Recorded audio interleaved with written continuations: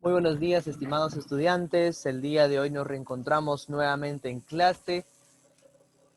Estamos ya a mitad de semana y vamos a iniciar un tema nuevo, así que espero que estén muy atentos. Vamos a comenzar, no sin antes agradecerle a Dios. Querido Padre que estás en los cielos, gracias te damos, Señor, por el maravilloso día que nos otorgas. Te pido aquí que tus hijos puedan entender el tema del día de hoy. Ayúdalos, que esto quede grabado en cada una de sus mentes para seguir en este continuo aprendizaje. Bendícelos en el nombre de Jesús. Amén. Muy bien, estimados estudiantes, el día de hoy vamos a tocar un tema nuevo, ¿correcto? Ya hemos visto acerca del modelo atómico, sobre su historia, la estructura atómica, el modelo actual. Hemos visto también acerca de la configuración electrónica y la respectiva distribución, ¿correcto? Así que el día de hoy pues ya vamos a entrar a un tema nuevo, ¿no? Y propiamente vamos a hablar de la tabla periódica, ¿correcto? De la tabla periódica. Y vamos a hablar exactamente de la historia, ¿no? ¿Será que la tabla periódica comenzó y se creó como la conocemos actualmente? ¿Será que la tabla periódica tuvo el mismo diseño hace unas décadas atrás, hace unos siglos atrás? ¿Será que estaba clasificada como la conocemos? Que existían en un inicio, pues, esta clasificación de metales, no metales, metales de transición, metaloides, o qué sé yo, existía esta clasificación por categorías, ¿no? Lantánidos, actínidos, halógenos, boroides, carbonoides, y tantos otros grupos que existen. ¿Será que fue la clasificación inicial o es que hubo un periodo, no hubo un proceso para poder llegar a esta clasificación actual? Vamos a descubrir el día de hoy todo ello, ¿sí? Así que vamos a hablar pues de la historia. Vamos a repasar un poco y vamos a hablar brevemente de unos conceptos básicos que debemos entender para poder entrar a la cronología histórica, ¿correcto? Durante los primeros 25 años del siglo XIX, ustedes saben que el siglo XIX oscila entre 1800 y 1900, ¿no? Se descubrieron 20 elementos nuevos. Y a medida que se hacían nuevos descubrimientos, ¿no? Aparecían nuevos elementos, resultaba para esta comunidad científica evidencia suficiente de las semejanzas físicas y químicas que había entre un elemento y otro. En base a esto, la comunidad científica de ese entonces empezó una serie de estudios y trató de agruparlos según estas propiedades semejantes, pues, ¿no? En base a una ley natural. Pero esta ley natural era una búsqueda en realidad porque no existía tal ley natural. No es hasta 1913, ¿no? Hasta ese año, que un famoso químico y físico llamado Henry Moseley descubre este principio o ley natural para guiar, ¿no? La que guía la clasificación moderna de los elementos de la tabla periódica. Imagínense, un siglo entero, más de un siglo, ¿correcto? Más de un siglo en busca, ¿no? En búsqueda de este famoso principio o ley natural. Y ahora, esta ley consta de dos acotaciones básicamente. Primero, establecer los pesos atómicos, ¿correcto? De cada elemento. Y segundo, tener la concepción, el concepto de nuclear de un número definido de protones y número de electrones. ¿Sí? Recordemos que también en este siglo se va a dar la primera postulación del modelo atómico, ¿correcto? Dada por John Dalton, ¿no? Entre los primeros años de este siglo, entre 1803 y 1807. Entonces también va a haber una revolución allí con respecto al descubrimiento de la tabla periódica y estos estudios iniciales del modelo atómico va a permitir también que se hagan un hincapié para poder establecer una clasificación de los elementos, ¿correcto? Entonces vamos a entender y vamos a estudiar un poco más ya la cronología histórica. Hablemos primero de nuestro amigo Johann Dobereiner, ¿correcto? Johann Dobereiner, en el año de 1817, elabora un informe sencillo mostrando una clasificación en base a la relación entre la masa atómica de ciertos elementos. Y él hace una agrupación, ¿no?, a la que se le conoce como las triadas de Dobereiner, ¿correcto? Porque destaca la similitud en base a a grupos de 3 elementos. Lo que hace básicamente Dobereiner es lo siguiente, ¿no? Por ejemplo, yo tengo un elemento A, correcto, que pesa, se me ocurre 8. Tengo un elemento B al que desconozco y tengo un elemento C que sí conozco y que pesa 12, correcto, pesa 12. Entonces, en base a la clasificación que da Johann Dobereiner, agrupa a todos los elementos así, de a 3, ¿no? Relacionando sus masas atómicas. Y él hacía una semisuma con los extremos, con los elementos de los extremos. En este caso, A y C. Yo ya sé que ustedes saben lo que es una semisuma, su profesor de matemática les ha de haber enseñado, ¿no?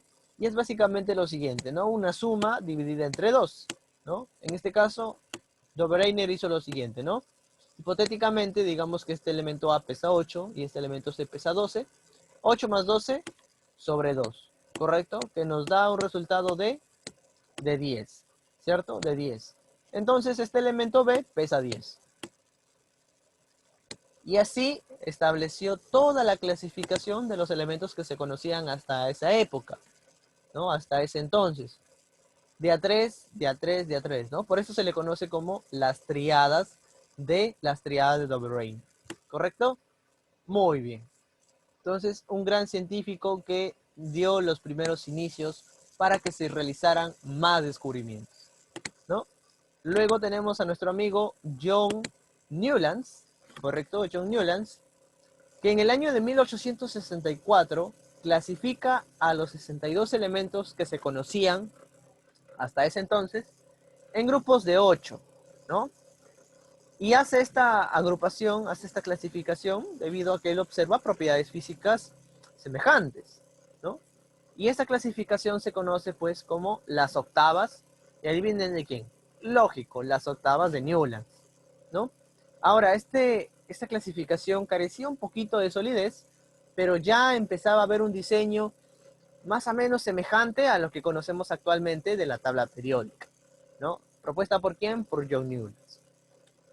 5 años más tarde, ¿no?, aparece Julius Meyer, otro científico, que pone en evidencia cierta periodicidad en el volumen atómico, ¿no? Y los elementos se clasifican en base a una similitud de este volumen atómico, ¿no?, entre ellos, ¿no?, entre un elemento y otro. Y claro ejemplo de ellos son los metales alcalinos, ¿no?, tal como lo predijo, como lo expuso Julius Meyer, ¿correcto? En el mismo año, aparece otro científico de origen ruso, ¿correcto?, llamado Dmitri Mendeleev. Dmitri Mendeleev presenta la primera versión de la tabla periódica, ¿no?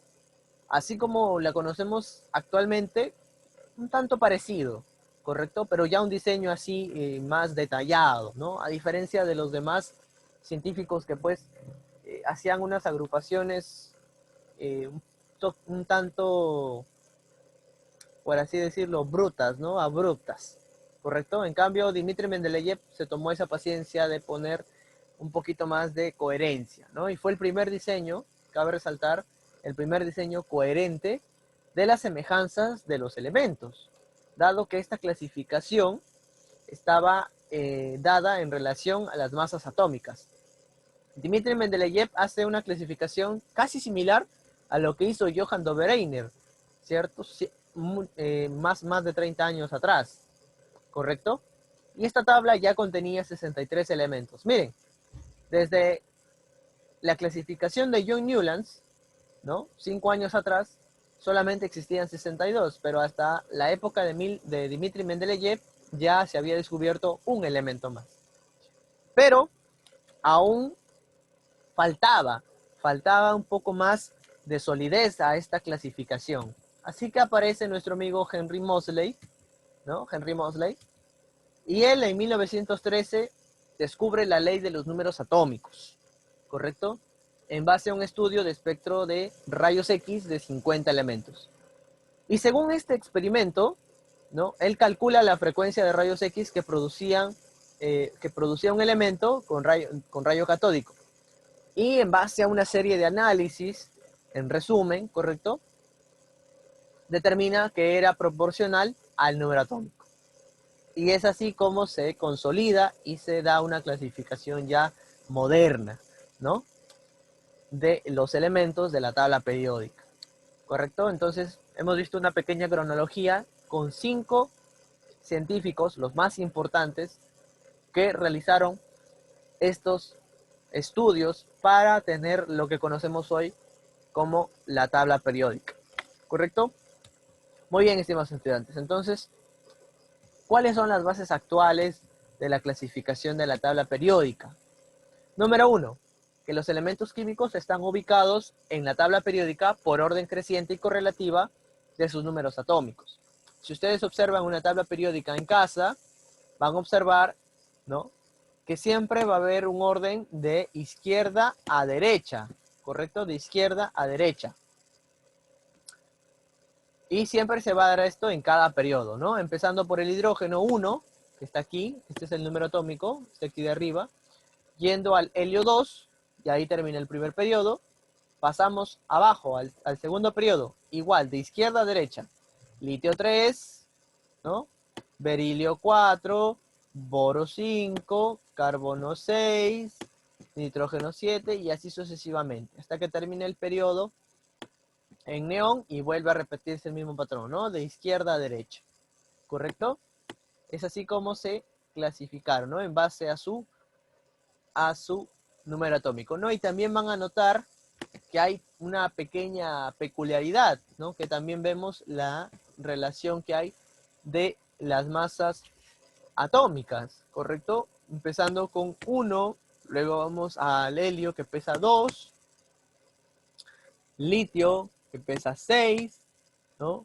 Berilio 9, boro 10, carbono 12, nitrógeno 14, oxígeno 16 y así sucesivamente, ¿correcto? Entonces hay una pequeña peculiaridad con los pesos atómicos también, ¿no?